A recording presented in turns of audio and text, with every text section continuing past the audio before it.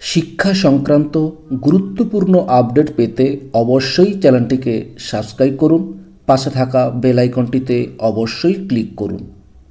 নমস্কার, আমি শুভেন্দু। আমার ছোট্ট চ্যানেলে আপনাকে স্বাগত। Way to news. এখানে একটা গুরুত্বপূর্ণ আপডেট উঠে এসেছে ডিএ সংক্রান্ত। দেখুন, খুব শীঘ্রই চালু হবে ডিএসসি। ফের রাস্তায় নামান হুঁশিয়ারি কর্মীদের। দেখুন কি বলা হয়েছে। অনুগত কর্মচারীদের জন্য খুব শীঘ্রই চালু হবে ডিএসসি। ঠিক এই ভাষাতেই মমতা বন্দ্যোপাধ্যায় সরকারকে আক্রমণ করলেন ডিএ নিয়ে চলা আন্দোলনের অন্যতম মুখ নির্ঝর কুণ্ডু। বকেয়া ডিএ নিয়ে কোনো সুরাহা না হলে আগামী 27 জানুয়ারি রাস্তায় নামারও ঘোষণা করেছেন তারা।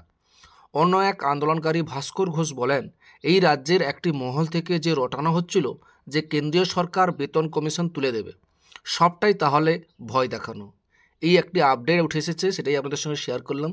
ভিডিওটি দেখার জন্যই অসংখ্য অসংখ্য ধন্যবাদ।